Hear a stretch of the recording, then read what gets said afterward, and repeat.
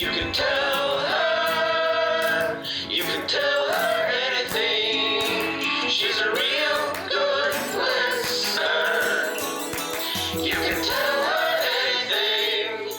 Yo, what's up? It's your girl, Father Longlegs. You know me, Daddy T. This is the podcast where comedians confess something they want to get off their chest. I'm really excited to have my guest today. He has an album out called AKA. He is a master at wordplay, not just in the way that I talk a lot, but in the way that they make sense when he speaks. So give it up for Myq Kaplan. Thank you so much. Happy to be here. I appreciate the intro. It's very kind of you to say. I just want to disclaim in advance what I say may not always make sense. May not make sense.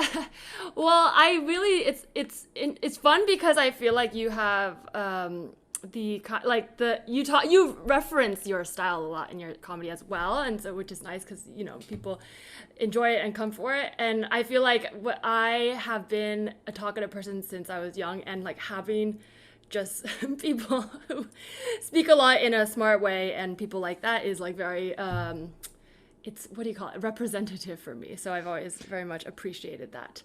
But I like to start by getting a good confession, just to start on a positive note. So is there something good you'd like to confess, Myq? Thank you so much. I wasn't prepared for this, except that you did tell me about it in advance. So my girlfriend's birthday was a couple days ago, and she is out of town. She's visiting her mom for the first time since pandemic began. And while she was at her mom's home a few days before her birthday, she was like talking about how she was helping them like neaten up their home. Like there's like 5 kids that live there. And so she is, doing the work of like a saintly Mary Poppins type situation there. And she's like, and I love how our home is like, but one of the only things in our home that she was like, is kind of nagging at me is in our backyard. We have a garden area out back, and there is the skeleton of a couch there that used to be. Skeleton of a what? Oh gosh. Okay, cool. Yeah, we've got some skeletons in our backyard.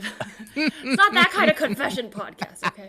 Oh, it's a good one. It's a murder we got away with, and. So nobody knows anything about this couch. But so it used to be in our home, but she does all of these, sort of do it yourself, like aesthetically shifting and beautifying our home. And so there's a couch. All the cushions and all the fabric are all made use of in our home, but just like the bare bones of the couch remained. And it's been there for like more than a year. Like the pandemic happened, winter happened, and like it didn't bother me. I'm just like, it's fine. I can still sit out there. But she told me how much it she was like, I really want to get rid of that couch. And, up until this point, we just hadn't done it. But I had a friend come over, and we carried the couch bones out and had the city take them away. And so I sent her photos on her birthday of the couch on the curb and the empty space where it was in the backyard. And I'm like, look what I got you. Nothing. That's great. That is like actually a great feeling. And especially like, I feel like when you're cohabitating, what's the word? Living with someone, it's like those kinds of things do go so long way. Because it's like gifts are nice, but, especially if you live together, it's just another thing to lie around. But when you actually check something off the to-do list that was hard, that involved a phone call to the city, that's like quite an accomplishment. So congratulations. Oh, yes. And just to be clear, I didn't call the city, but I did email them. I went on a website. There's a process, and we have an old broken air conditioning that's going to be taken away the day before or the day she gets back as well. So pretty soon we might not even have anything. Wow. It's funny because I used to live in New York as well, right? I don't know if we crossed paths, or did you? Oh, I currently live in New York. Oh, you still do? I don't know why. Okay. Oh, yes. I think because of quarantine, doing Instagram shows, I just assume everyone's in my city, which is a weird assumption that now I realize there's no indication you lived here ever. I'm in LA, but I lived in New York mostly like during college, and I didn't really do comedy long there, but it's this makes your story even more brave because you did the right thing. I was going to say, when I used to live in New York, it was just people would just leave things outside, not call, not email, not even mention it to their landlord or manager. And those people included me as well. You know, I was probably 21. Doesn't make it right, but now as an adult, I'm like, yes, you should be. There is a process. And one time, I mean, part of it is out of a little bit of fear as well, because one time I lived elsewhere in Brooklyn and wanted to get rid of a TV. I didn't want to have a gigantic, it was like just a big old, you know, like not flat screen, like a 3-dimensional, but not a 3D TV, just like a, you know, an object. A regular TV that is made of matter, that is. Exactly, a has matter three-dimensionals TV. like us, yeah. Exactly. And so I just left it outside, like for the garbage people to take it away, and they didn't, and I got a ticket. Oh, I got wow. it because your electronics have to be not thrown out that way. So I think it cost me $100 to learn that don't do that. And I was like, how'd they know it was mine? And I'm like, it's mine. I mean, it's there. It's in front of our house. There's not a lot of people that lived in that apartment building, but yeah, so this was I wanted to do it right. And I know like when you have to get rid of a bed or a mattress, they want you to like wrap it up because bed bugs could happen. Like so there's processes, and when it's easy to do them, I like following rules that are easy and then don't cost me anything. Yeah, that's the thing. It's like whenever things get bureaucratic, it's frustrating. But sometimes I get overwhelmed where I don't even want to like look it up. Like it's like it'll be on my to-do list of something like that, like get rid of this couch or recycle whatever, and I'll finally sit down to tackle it and I'll realize it's one button. I'm like, wow, I put that off for 5 months. But you don't know. I mean, it's like if I didn't know and I sit down and it's a 3-hour ordeal, then my day is ruined. And that's the thing I think it deters people from doing any process that seems like it might be hard. And part of that may be my ADHD, which I finally treated as an adult. But I used to just get overwhelmed. Like IKEA shelves would go unbuilt for too long, to the point where it's like, now I need to get rid of it so I can move out. Anyways, so this podcast was started because I, as a young first generation Taiwanese American, did not understand like the idea of going to therapy and mental health and all that. It's not a mental health podcast, but I then started going when I was in my 20s and then started doing comedy and realized like, oh, it's so nice to get things off your chest and be able to like just confide. Little things, big things, doesn't have to be scandalous. But because of that, I like to ask my guests, like, what is your experience with therapy? And everyone has like different backgrounds, so there's no right or wrong answer. But if you don't go to therapy, do you have like a sort of confidant, or when you need to like, get advice or confide in people, do you have like a routine? What's your go-to? Great question. So my history with therapy is, I think the very first time I went is when my parents were getting divorced, and they had a couples counselor, and I went with them to at least one session that I believe I fell asleep during. How old are you? I was like 13, maybe. Okay. And that's like I guess there's different ways you can go with that. Either like you're checking out, dissociating, or you're just like kind of chill, and that's probably a good sign for the parents. So that's very astute of you to say, because at the time I really did feel like it wasn't a big deal, but it wasn't my deal. I was like I didn't fuck up my marriage. No, I'm just kidding. I'm sure Yeah, they had no, good I mean, reasons. a joke I wrote about it at the time was like both of my parents separately, like they did a very good job of like, I actually don't even really know what all the ins and outs were. The party line was they had grown apart. Like they both loved me. They both wanted what was best for me. They were like, this isn't your fault. And I was like, I couldn't even conceive how it could have been my fault. Like, I'm like, yeah, I'm a kid. Like, are you telling me? Like, I'm like, then I was like, is it reverse psychology? Like, was it my fault? But they're like, we're not supposed to. And I think, the joke I wrote is like, I did still feel pretty guilty for forging those papers, but that would have been my fault. But then I think I was pretty chill about it. Like I was going through difficult like teenage times. We had just moved and I'd started with a new school full of kids who I didn't know, and that was challenging for me. And I feel like the divorce I don't think it really added that much on top of that. I was like, just another thing for mostly privileged but sad teenager. The key to getting your kids to be okay with the divorce is just throw more stressful experiences at them so they can't handle it. Yeah, if you hurt one part of your body like start, banging your head against the wall, they say. I think they are not doctors or professional mental health caregivers. But the second therapist I went to, first one that I chose to go to was in college, and it was mainly to start to stop biting my nails. I bit my nails my whole childhood. At this point, I was biting them in my sleep mostly. Oh, wow. Okay. And I tried all kinds of things like sleeping with, stuff that tastes bad on them, and I'd wake up with bit nails and it tasted And bad. a bad taste. Yeah. And so I remember I wanted to go specifically to my college, therapy center for that. But, and I kind of wanted to also be like, and also like, I'm good, right? Like I tell you everything about my life, and then I tell you how I'm feeling, and check mark. yeah, just good grades at therapy. I live life correctly. But one of the things that when he asked me about my history with therapy, and I told him about falling asleep at my parents' couples counselor, and he said that was a bad therapist, like to allow. Like I remember him saying like that he's like, if that were me, if I were the therapist, I would like tell your parents like, look, your child can't even be awake. Like the exact thing that you talked about, like, was I dissociating? Did I not want to deal with it? Like, I do think also like my mother, and like sort of back as many generations as I know, it's only a couple, like we fall asleep sometimes. Like I fall asleep easily. My mom falls asleep at the movies and Broadway shows. Like we're this sleepers. Is so interesting because I fall asleep a lot. Well, then I found out, I mean, I don't know if it really is the only route, but I treated my ADHD and that helped a lot. But I used to fall asleep, like driving to work every day. And it was like to the point where people are like, that's bad. I'm like, I know, but I'm alive and I don't know what else to do. But I wonder, I mean, I don't know. I wonder That's if there's wild. something like your brain moves so fast, like because I just feel like you can make connections really quickly and find patterns in your world in a way that's really cool and conducive to comedy and performing and writing. But in a world where you're not the one commanding what to look at and what the focus is, it could be on the wrong wavelength and it might make you sleepy. Like that. I don't know. That's how I feel sometimes when I fall asleep.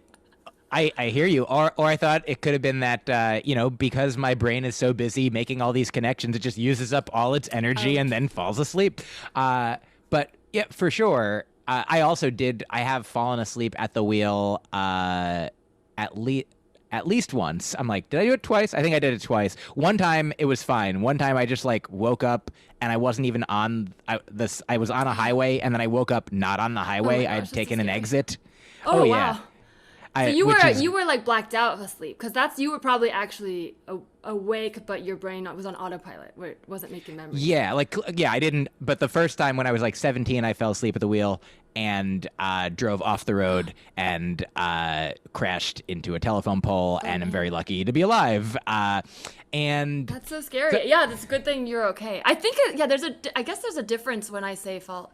I don't know how else to describe it because I am falling asleep and I'll wake up, but somehow, I mean, obviously my body, and I don't want to say it knows because I don't know. One of these days, all it takes is one wrong move and then it's gone. But it feels like my body knows the limit, which is hard I don't want to trust it, but somehow it always has woken me up before anything's happened. But I full on like woken up almost about to hit a car, almost off the street. Oh, yeah. I mean, I understand what you're saying, and that to me, like, I don't want to scare you. I want to scare you the exact right amount that you should be scared, but I also don't know what that is. I'm not an expert, but I do know that. So it's okay. That's great. When be on the trip, it was like 2 a.m. when I was 17, driving back to my summer camp where I was like a counselor from a girlfriend's house like an hour away. I remember like before I fell asleep, I did have that like snap up and be like, oh God, I almost fell asleep. I probably did, like, but I was like, okay, everything's okay. And then it felt like adrenalized, like for that moment. I was like, wow, good thing that won't happen. Like, and it felt like, I knew what I was doing. My body knew what it was doing, but then my body was like, we're going to sleep. But I mean, thankfully, very lucky. So yeah, I don't know why I fell asleep I don't know all the reasons why I fell asleep in therapy, but I did stay awake for all the other therapy that I ever went to, which was that guy in college. And then around 2010, when I was on TV enough that the SAG-AFTRA union insurance was available to me in a very affordable and real way. So at that point, I think, it was like a $10, $20 copay to get. So I went to therapy then, mainly also to address some relationship challenges that I was having at the time. So, I definitely think I'm a fan of therapy as a concept. I'm glad it exists.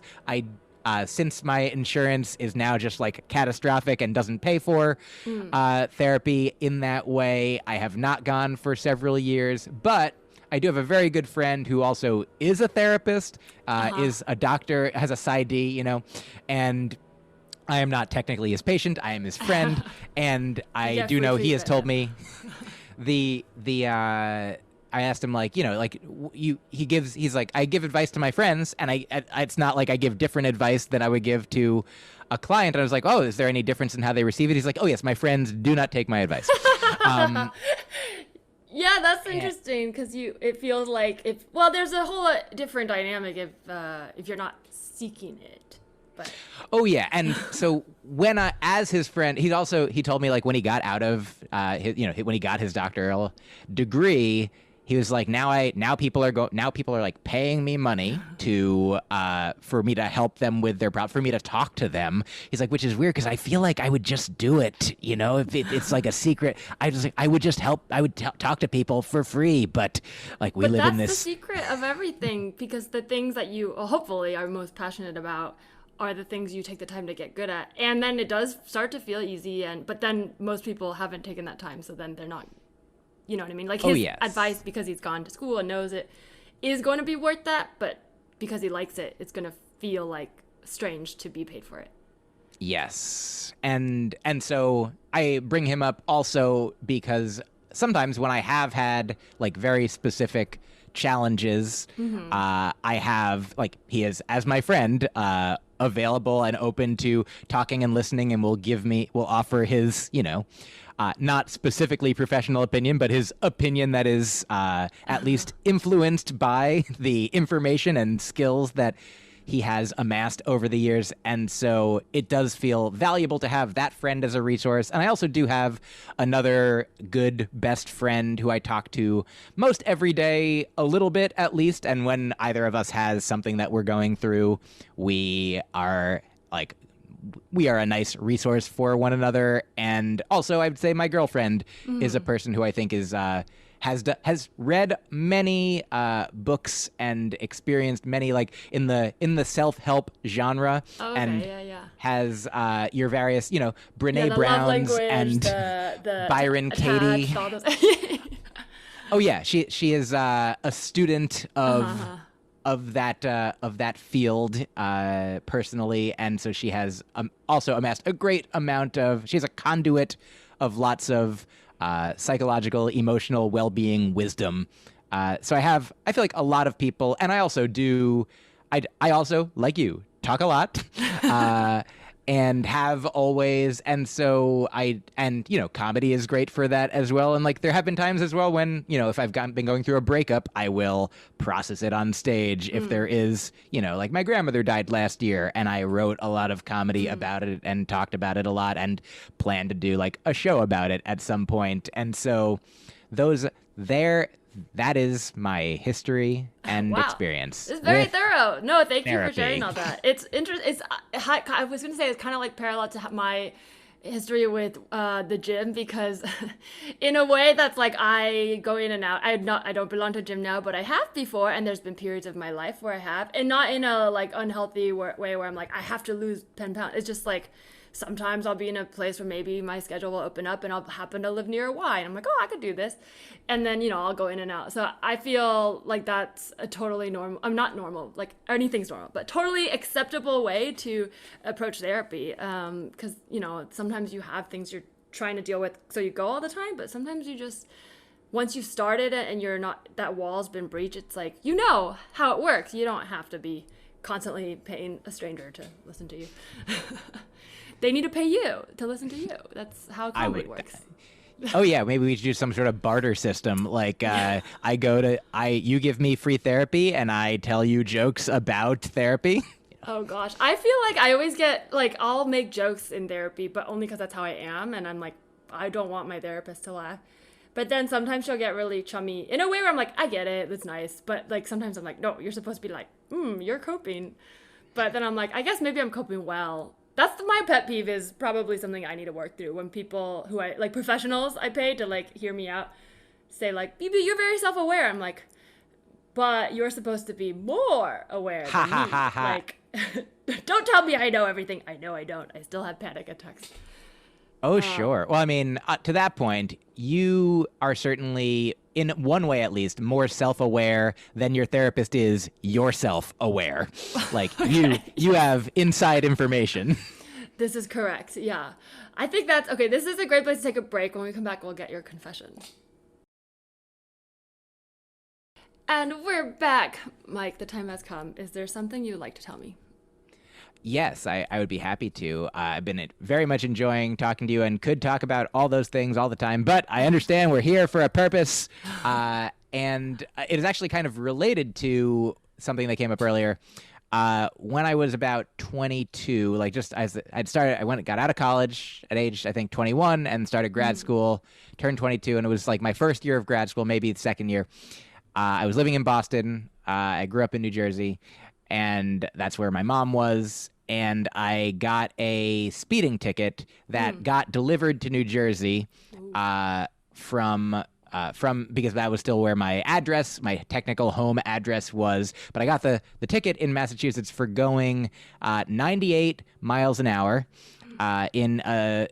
What if I was like, but it was a 95 mile per hour zone. It was a 65 mile an hour zone, you know, a pretty standard, like it was in my defense at the time, it was like a very long stretch of just wide open road, like 30 miles between the exits. Like the interstate highway kind of situation. Like it the was 5 in California is like that. People are always going like 100, but you're like, but it's hard. If you go 60, it's crazy. It's like cows for miles. Oh, yeah. Yeah. And certainly, like other people were regular, like I was not like the fastest car out there. There was like a lot of cars that were going certainly 80s and 90s, but and the road is very straight, but at a certain point there was just like a speed trap, or there were just police officers like just flagging down kind of everyone. They were just like, hey everyone, get over here.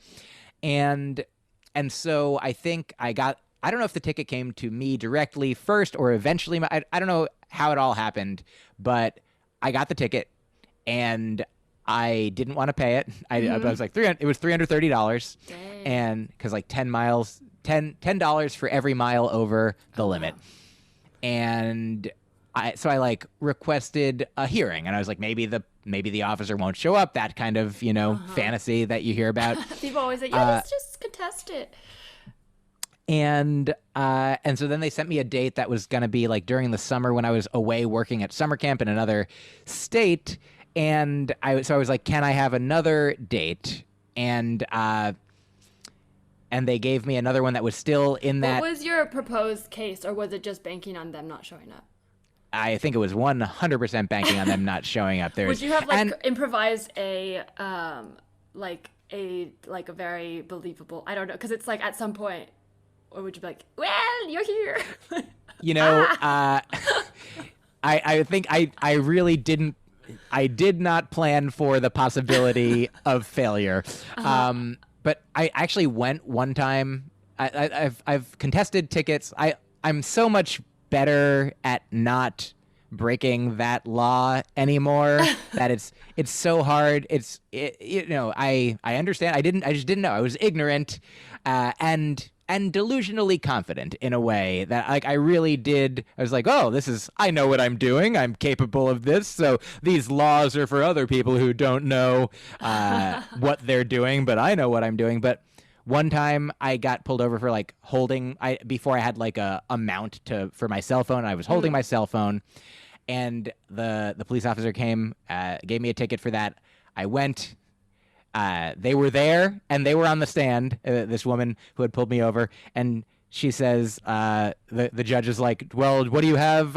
Like, do you remember this? And I was like, how could she remember? I mean, it's so long ago and there's so many people, but she like pulls out notes and she says, I pulled him over and the first thing he said was, I'm sorry. And I was like, oh man, I know that's not what you want, which is another thing that I've been like thinking about. Like, I don't do this as a bit, but the fact that, like, I feel like we are in our, like, litigious society, in our society of laws, we are trained to, like, if you get into an accident with somebody, even if it is your fault, or, like, don't admit it, because then they can get you. But it's, look back to childhood, and you're like, if you do something wrong, apologize. Say it, admit it, like, tell the truth, George Washington, who chopped down the cherry tree, and that's a lie, whatever it is, but...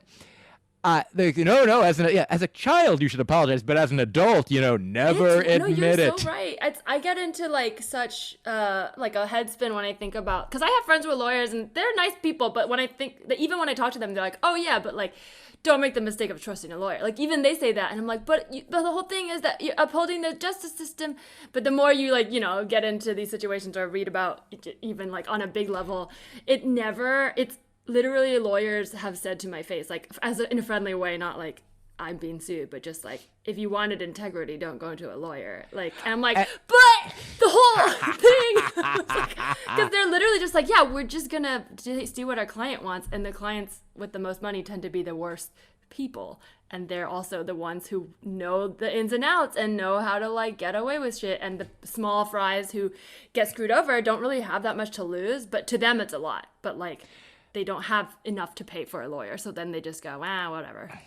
Oh, yeah. Like, I read recently that the reason I think poorer people get audited by the IRS at a disproportionately higher rate than richer people, because the IRS is like, we don't have the resources to even like begin like to audit appropriately people who have enough money to stop us from knowing the truth. That's wild. That's like, yeah. Oh gosh. I have I mean, this is not a joke bit, but it's just like, sometimes I just come up with things that are like, if I could actually make a society and do this as a rule, I think it would work. Like, at least better than what we're doing. But one of the rules I want to do is like musical chairs in court, like where you have to be able to, at any point, the judge will be like, switch, and then the lawyers have to switch and argue the other case. Because that is what you're kind of taught, that you can argue anything. But if you've done the research and you truly believe you're upholding the truth, you shouldn't feel bad about having to suddenly take the stand for the other side. That is wild. I like that a lot. It would never fly, but it would actually uphold justice way better if everyone got all the information. You could write that as a TV show. That'd be a fun thing to like manifest as art. I'd immediately get assassinated. I'd go missing and be like, what happened to her? And the other thing about so the other time that I was in court, there was like a magistrate, and I was like, wait. So what happened? The first one closed out. You kept contesting. Guilty. Had to pay exactly what it was. Just later. Did you have to dress up to go to traffic court?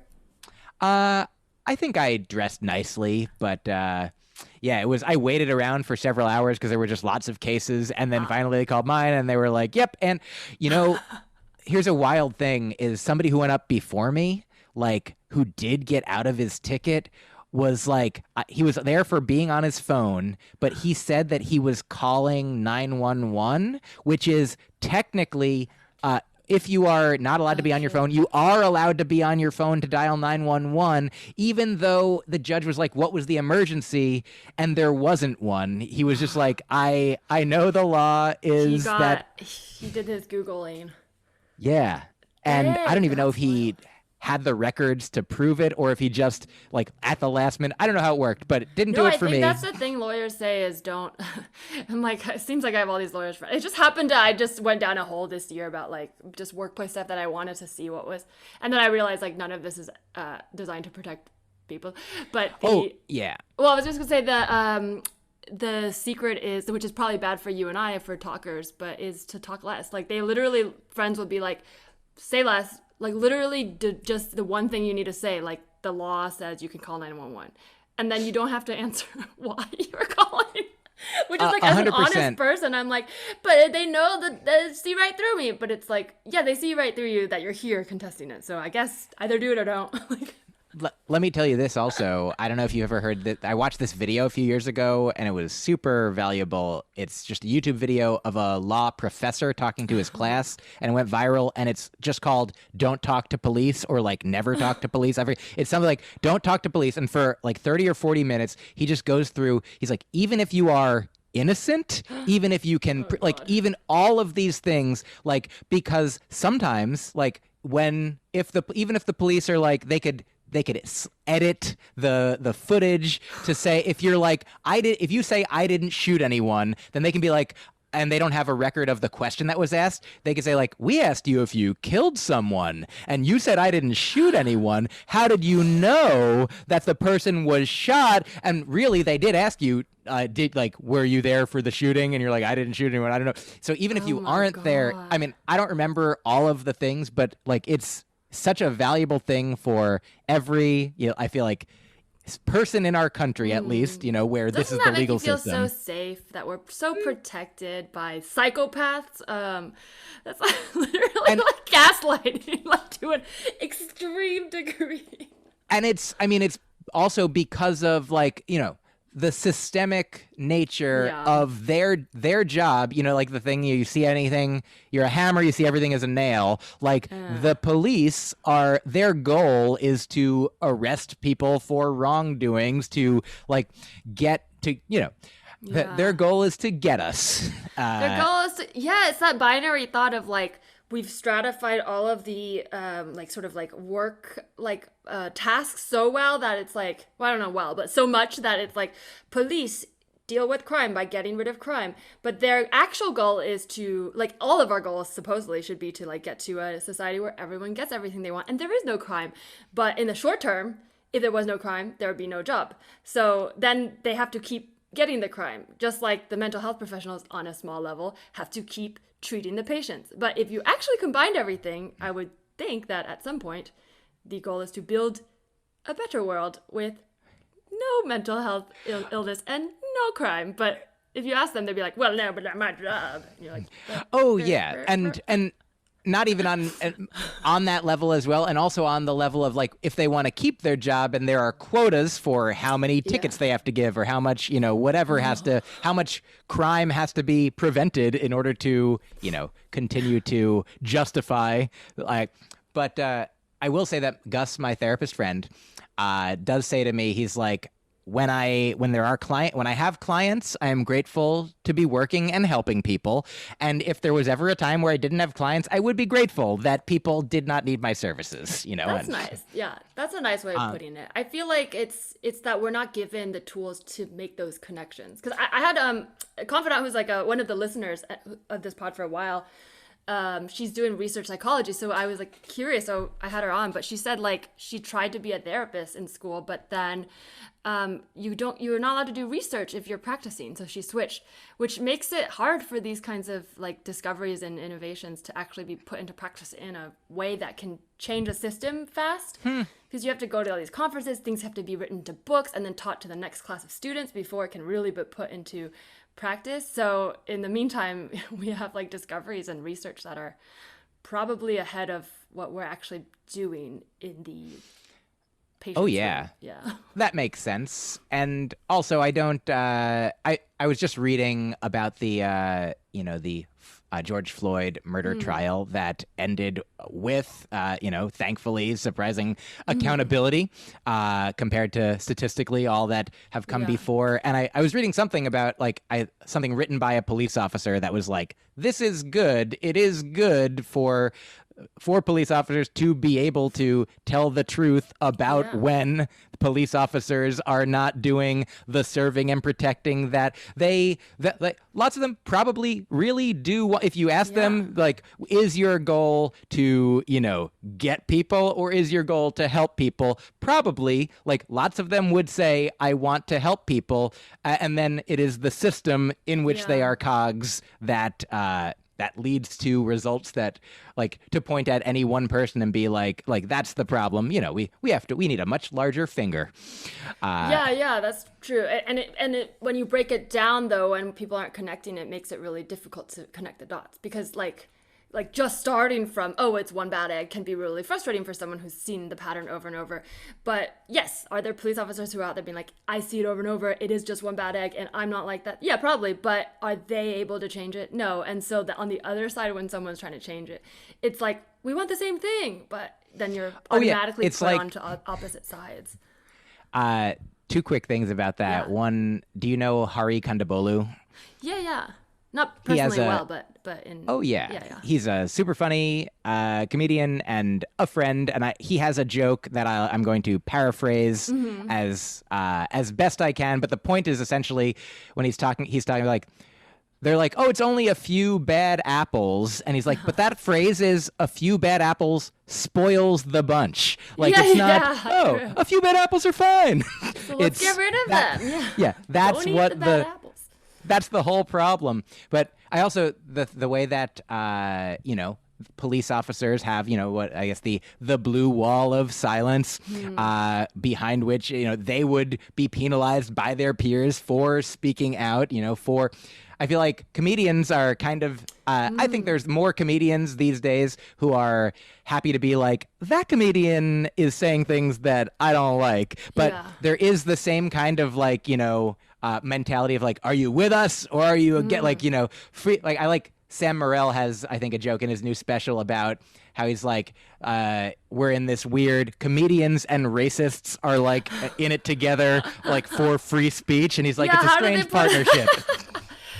That's interesting, because I think it comes down to sort of like if you're being driven by fear or like motivated by fear, or I guess really at the heart of it, love, but that sounds super corny. But there's like the version of like, in my mind, like comedy, which I would say probably is a little like new agey in a way. I'm sure someone's rolling their eyes from the 80s. But like where I'm like, I like comedy because it makes me laugh and it delights me, and probably didn't get into it from traditional ways because I wasn't that represented. So a lot of what I find funny is going to be slightly off what traditionally clubs have, put out as funny.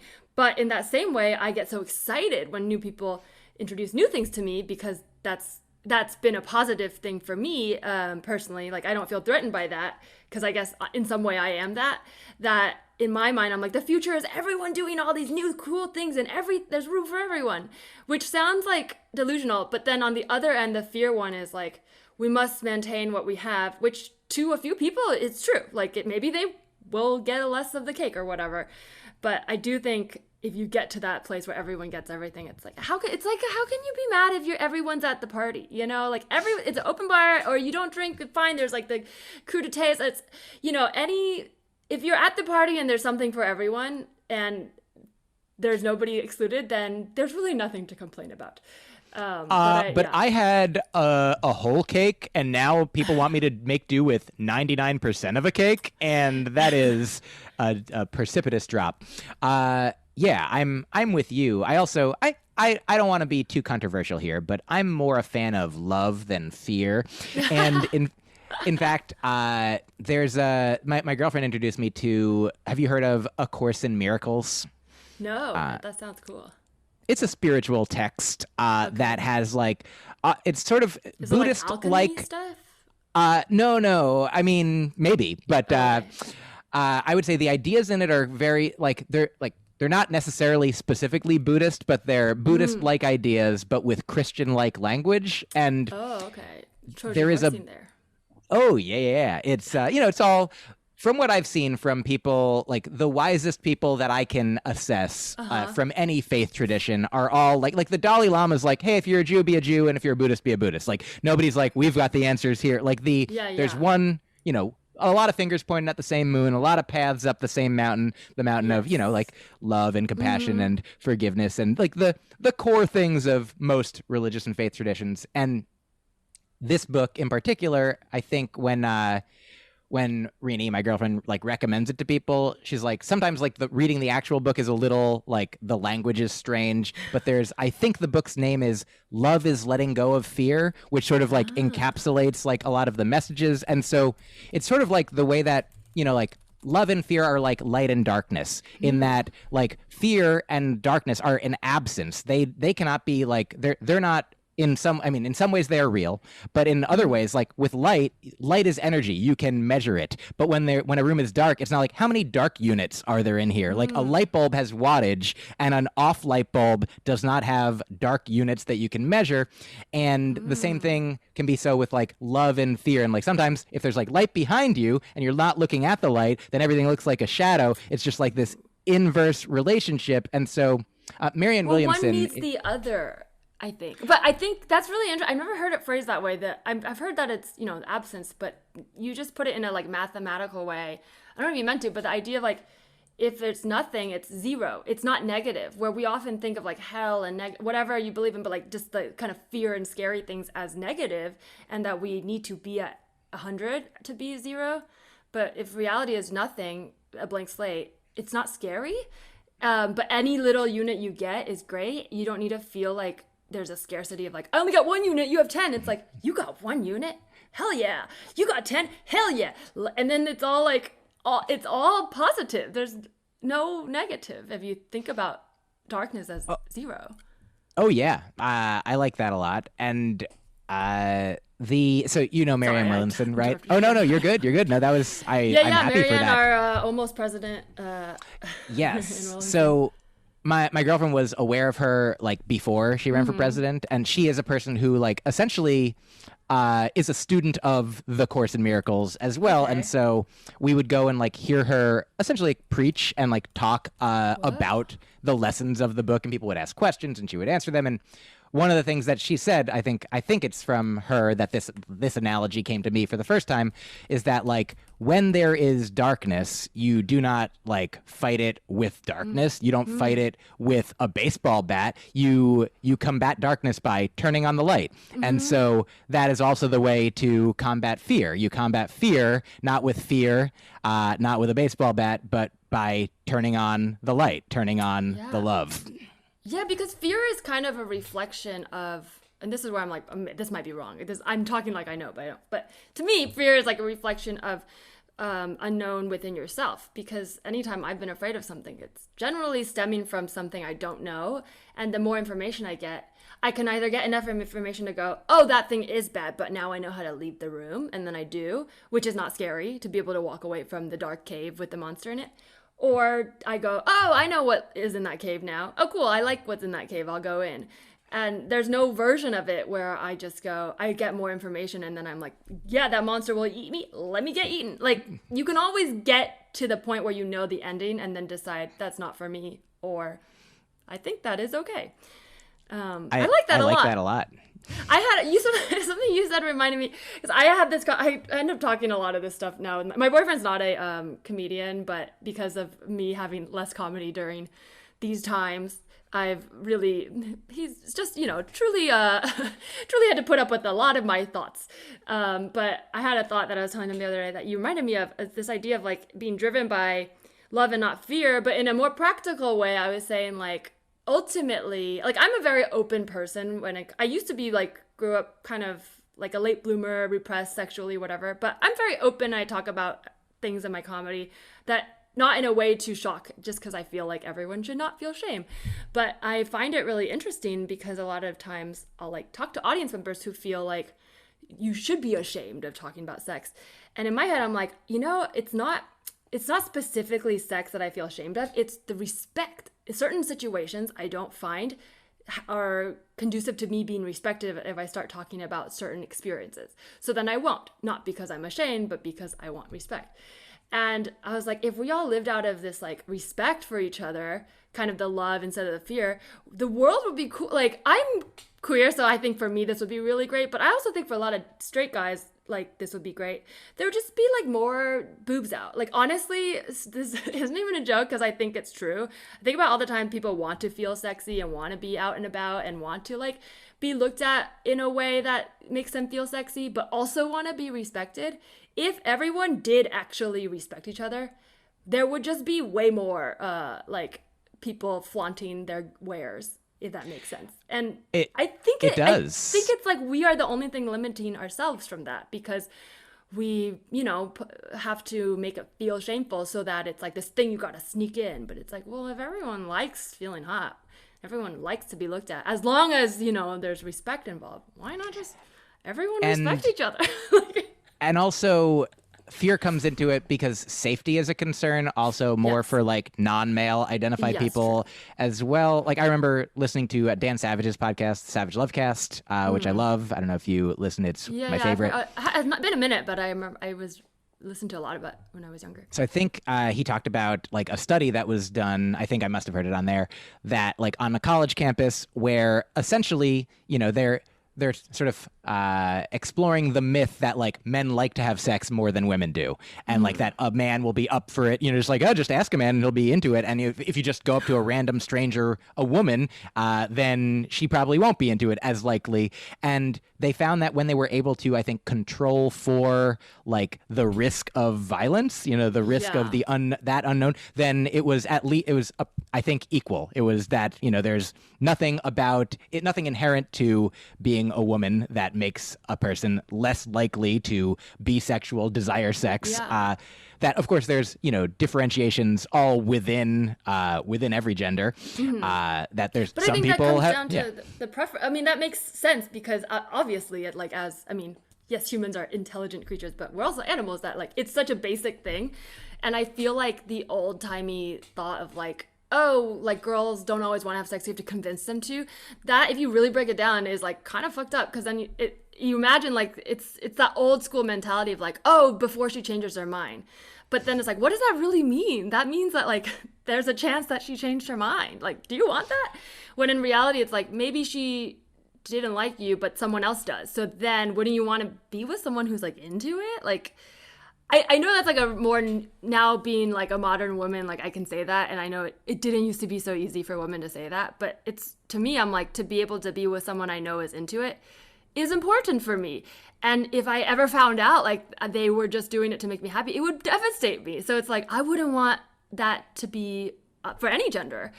And I think people didn't know there was another option, because I imagine I don't think every guy who grew up in like, the 50s wanted to like, anybody to feel uncomfortable, but they may have thought like, oh, this is kind of how it works. They get uncomfortable and then they get over it.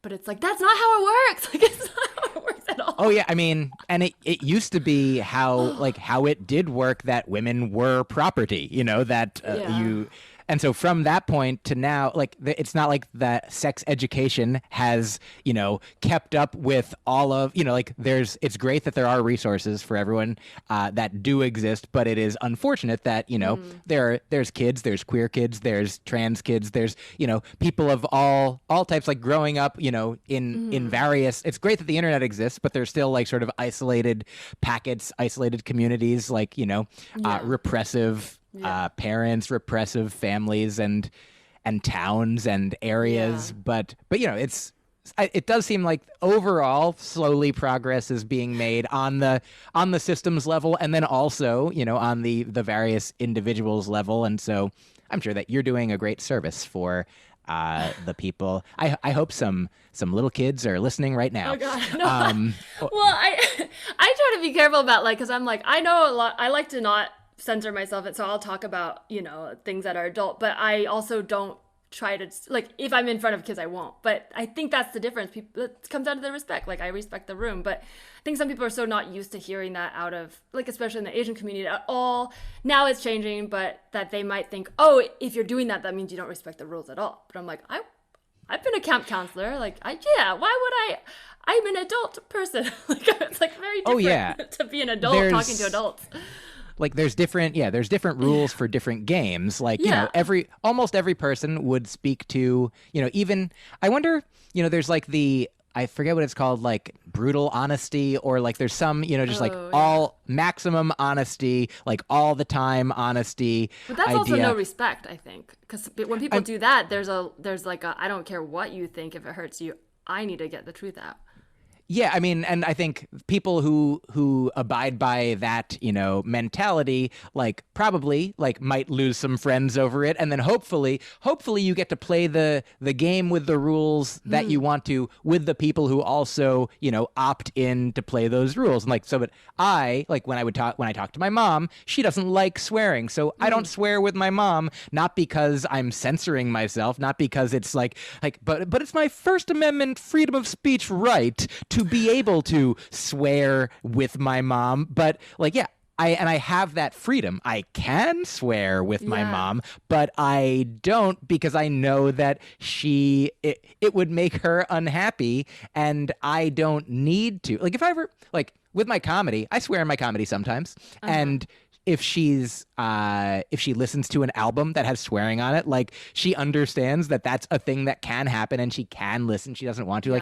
Dan Savage talked about he wrote a book. He wrote a few autobiographical books, and he talks about sex for a living. And so he was like, when I gave the book to my mother, I was like, don't read this chapter if you don't want to learn about things that you might not want to learn about. Like he says that she would always say, there are some things that a mother has a right not to know about her child. And there's probably things that a child has, if you don't want to know things about your parents' sex life, or if you don't know things about your child or your family or whatever it is, it doesn't mean that you're uptight. It means that you are, you live in our society and you are who you are.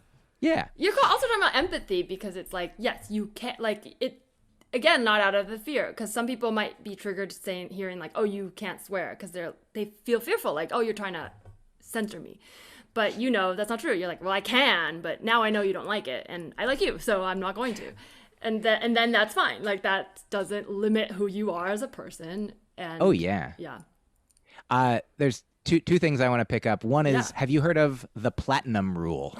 No, that sounds fancy. It's like the golden rule. Okay. You've heard of the golden rule, I bet, which is do unto others, okay. The way you would want them to do unto you. Treat others how you want to be treated. Will turn to gold. Yeah, the Midas rule. Yeah. Okay. But so here's the criticism of the golden rule is that if you treat others the way you want to be treated, then that will make miserable both the sadist and the masochist. For example, if you're I want to be treated this way, so I treat other people that way, but other people might not want to be treated the exact way that you want to be treated. So the platinum rule is treat others the way they want to be treated.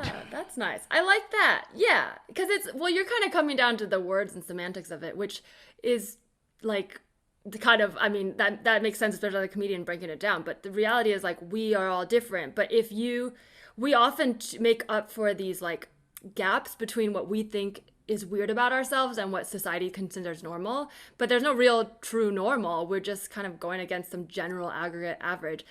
Like an example, I don't know, if we're all running late but then we all get mad at other people for running late, and that's a stupid binary example, but in the same way, we all understand that none of us do these things perfect. Yet, there is a threshold. You can't always be late, but you can sometimes be late. And we all know the person who abuses those boundaries or, has no respect. But you can usually tell when someone's just, just a respectful person and they make a mistake. And you're fine. Because we kind of gauge against this false reality, but in reality, I think we all have a secret meter that's how am I alone? And if you act that way and I respect me and I respect you, then that's fine. The speeding rule. Does this make sense? And it really, some of these things, when you're talking societally, we can never control anybody else's actions. We can barely, if anything, control our own thoughts, our own, reactions to things, our behavior. Things like that, yeah. Exactly. None of us can do any of that. But with my girlfriend, I kind of a joke we have, or that I sort of assessed between us is she is great with space and I am great with time, and I'll say that I'm not the best with space. When I had to take classes, tests growing up, I was great on math. I'm great on these objectively, knowable things. But not that space is not objectively knowable, but I was bad at the spatial relations space, test. Space in outer space, or you're talking about what do you call it? Kinetic learning versus what? Moving around. Like my girlfriend does the aesthetics of our home, and I'm this all works for me, and I am like, it's time to go to meet to do the thing. And like, if I'm like, we have to get on the road at this time to get to the place, for the show or for the thing or whatever, like, she has authorized me to tell her that we have to leave at 10:30 if we have to leave at 11:30, and then maybe we'll leave at 11, and so it's something that we both know that neither of us is intending any disrespect when, like, if I leave something out in the space that makes her, sensory experience the way that she wouldn't choose, and I know that she's not intending disrespect if like, but I said 10:30, why not 10:30? Like, so you're translating a little bit, like a language, like, yeah, obviously you speak the same language and live in the same world, but there are like the language, right? Like love language is one common one people talk about, but there's also like what makes you comfortable, what makes your space, like that you literally translated, like, we know on a base level lying to your partner's bad, but lying to be on time is good. Like, you've kind of created a different code to speak to each other that is a combination of both of your languages.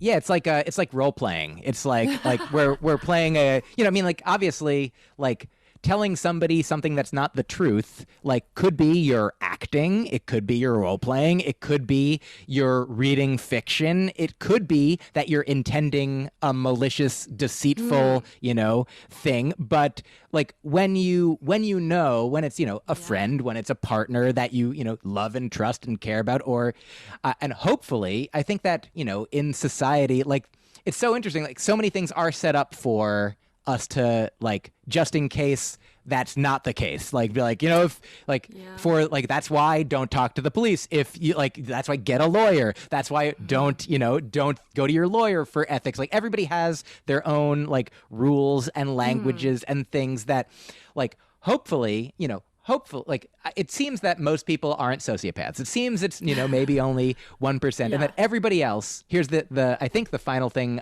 that, like, came up to me based on what we were talking about, and then I'll finish my confession. But from A Course in Miracles, there's an idea that everything that anybody does in life, for the most part, is either an offering of love or a call for love. And offerings of love are much easier to spot. Be like, oh, that's a loving, action or statement. But a call for love could be somebody being mean to you, could be somebody honking their horn at you, because it's coming from a deficit. It's coming from the lack, not a negative necessarily, but like we were saying, like, they didn't receive either enough, care that morning, or that childhood, or that incarnation, whatever it is. Like, it's almost always possible to trace back somebody, mistreating somebody else. You can, which doesn't mean that it's your obligation to, like, stay in an abusive relationship. It doesn't mean, like, keep hanging out and having more things make you unhappy. You don't have to receive an offering in the same way. You don't have to receive you're kind of talking on an electron level. Like, when things don't match up, the electron, like, if there's, like, exactly +2, -2, then they match or whatever. I mean, sorry, I'm butchering for anyone who's actually a scientist. But on some basic level, that's how those electrons form bonds. And if one is out there with, like, one extra looking for another one, but another one doesn't want it, it doesn't have to take it. And it's not like, you suck, you should die, don't exist because you have an extra. It's like, that person came out here with a call for love and you didn't have enough to spare. You don't have to engage. They don't need to be canceled or erased off the world. They probably shouldn't hurt people, but you also don't have to receive the, like, pain that they're doling out either. Oh yeah. On this subject, on the subject of boundaries, I watched a Brene Brown appearance on Russell Brand's podcast, I believe, and she was talking about some research that she's done into compassionate people, and one of the pieces of information that they found from studying compassionate people is that these two things. One is that the more compassionate you are, the more likely you are to think everyone is doing their best. Everyone is doing the best that they can.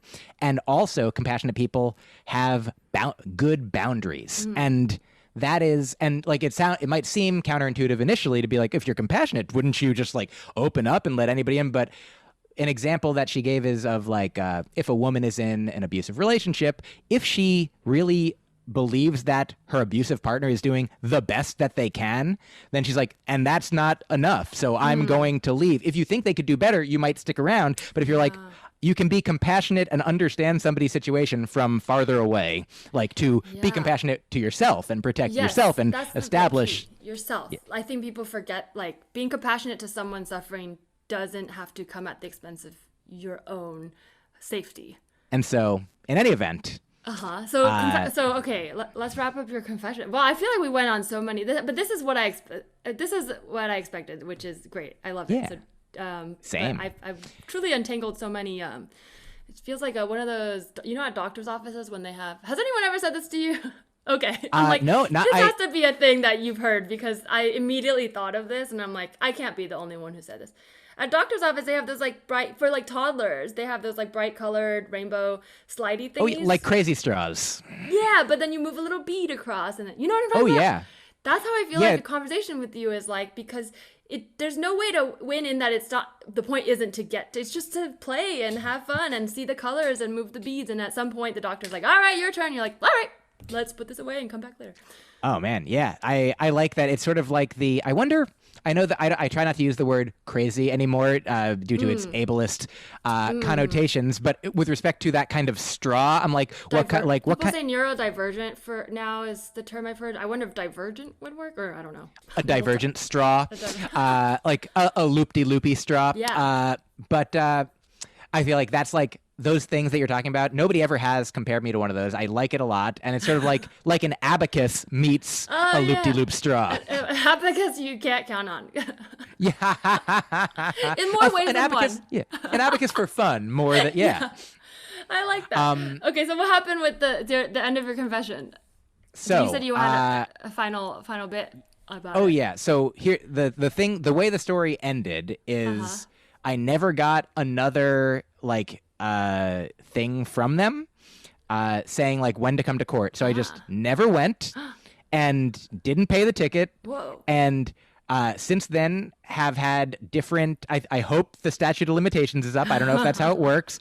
I have a different license from a different state. I have a different car and a different registry. Like all the information is different. And I think I even may have been like pulled over in that state again after that, and it never. And you're like, I'm not sorry. It's just never come up. But ultimately, the emotional thing that I really want to get to is that my mom got one of the tickets went to her, and she was terrified because she's like, I was almost driving 100 miles an hour, and this is just a couple years after I had fallen asleep at the wheel, crashed my car, and yet still was like, well, this time I'm awake. So this time I know what I'm doing. And she saw that you were driving and had a mom think of oh, okay. Yes. Wow. And she was like, I don't think you should be driving. She's like, I'm going to, she wanted to ground me essentially, or come wanted me to bring my car back to New Jersey from Massachusetts. And I was like, at the time, resistant to that idea. I'm like, I'm okay. I mean, at this point, far in the future, I have not, I assessed that was reckless, that driving at that speed, is something that, if something went wrong in front of me, if I lost, control for a second, or if something happened whatever it is, I don't know the future. I can't guarantee. I was like, I couldn't even guarantee. Yeah. Yeah. You were doing a thing that you knew was reckless, but when you were caught, you were like, that was fine. As opposed to because I mean, I don't speed like that a lot, but when I speed, I'll still be like, I know it's wrong. So if I get caught, it's like, yeah. But the mentality of going, I'm not wrong after is, I think, the corrective part, right? Oh, yeah. I mean, I didn't think that it was it's not wrong. I mean, maybe it is unethical to drive that fast because you're endangering other people in addition to yourself. I think if you're only endangering, yourself. But the idea of, I definitely didn't see it. I didn't think I knew it was legally wrong. I knew it was against the law, but I really didn't feel like I thought it was under control, which is whenever anybody in art or probably in history in any media is like, I have things under control. Cut to, cut to out of control. Wow, And if you talk about patterns. Well, no, sorry. It's really you and I have similar. oh no, I love it. Where we both interrupt, but it's just you excited me. The pattern of someone saying I have it under control. It's not because people can't, but it's when you've gotten to the point where you're saying that you can't. But people can have things under control. But if you're already feeling that, that's you fighting a thought that's like, I don't have this. That's you defending yourself because you had the thought that it's time to stop.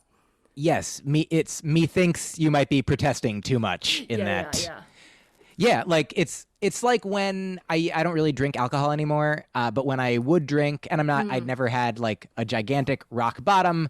It's just it never ultimately was my thing. But when I was like a little drunk and having a good time, I would always like a bit that I would do, not even like a joke bit, just like a life bit would be like, I was like, I feel like I could convince people I was sober now if I needed to, like I'm totally like, this is exactly, how is this different from when I'm sober? Meanwhile, of course, the main difference is when I'm sober, I'm not like, I'm sober. Sober is what I am. I talk a lot about how sober I am. What's my impression of me as sober? Just sober, saying sober and just in control. All the complete, like during this whole conversation, you and I have been in control of ourselves, of our conversation, of our faculties. Of trash. No, I'm just kidding.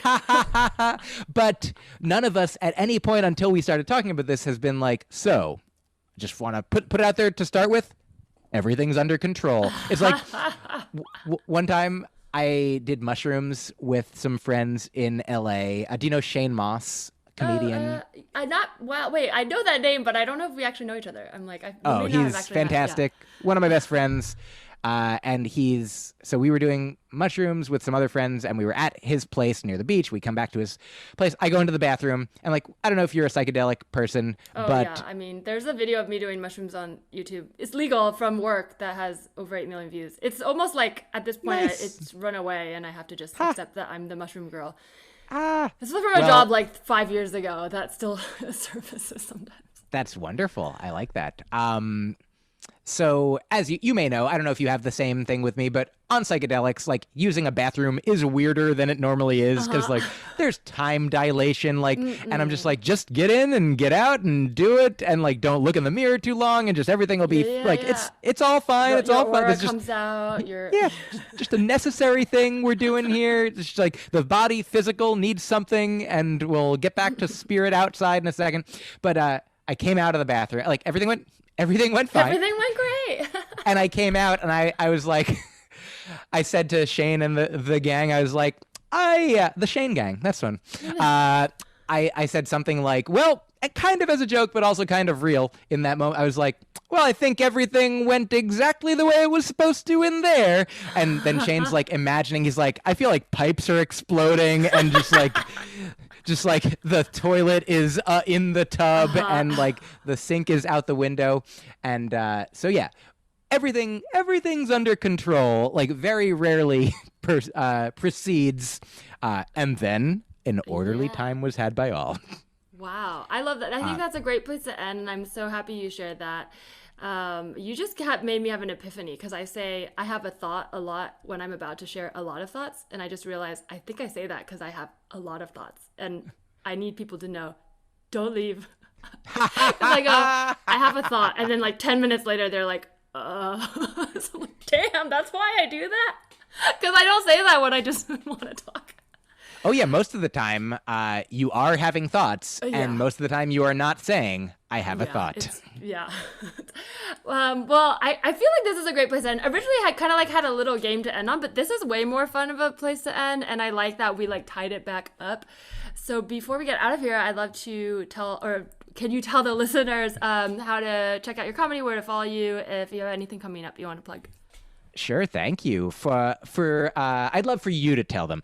Thank you for me. So my name is Myq Kaplan. I spell it do weird. The whole intro. I just mean. Oh no! I want to just let people know. Myq is spelled MYQ and Kaplan is spelled KAPLAN. So if you search for MYQ KAPLAN, that's all of my social medias. I have a new newsletter where I send out jokes once a week or more if people subscribe. and also like my dates and things. And that's at myqkaplan.substack.com. My website also is just myqkaplan.com. And my two podcasts, one of them is just me talking, and it's called The Faucet. The other one I have... Oh, thank you. Yeah, it's The Geyser Was Taken, maybe. But there's a my song other called podcast... Oh no, sorry. Oh my god. Oh no, please. Literally, please. no. I'm gonna cut my interrupting now. I'm gonna send this to you later. There's a song that probably won't fit the vibe at all, but it's a great twerk song and it has faucet in it that I will. No, I love that. But sounds sorry. good. Thank you. No. And so my other podcast is called Broccoli and Ice Cream, and I on that one have conversations with people, and I'd love to have you on. And on that, I will be the one who does my best not to interrupt. I will let you run free as whatever kind of twerking faucet you wish to be.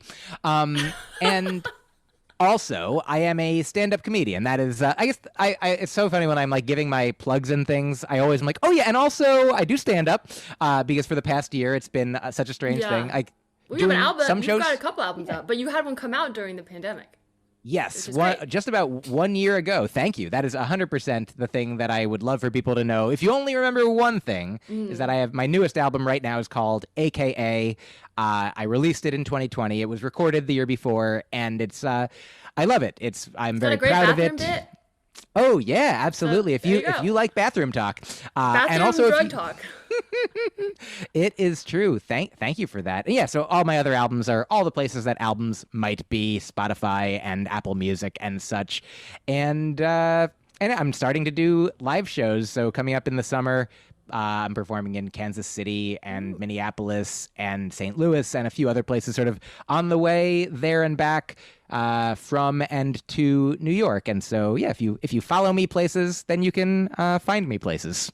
Nice. Thank you so much. Definitely go watch Myq live if you can. Follow this podcast at Tell Me Anything Pod and follow me at Larissa T on Twitter. Thank you for listening to You Can Tell Me Anything. This podcast is a part of the Hoo Ha Ha Podcast Network, created and hosted by Teresa Lee, produced by Ashley McAtee, Audrey Pavar, Maggie Week Austin, Kari Assad, Ryan Middledorf. Theme song is written and performed by Cody Johnston. The outro is written and performed by Shipwreck Sailor.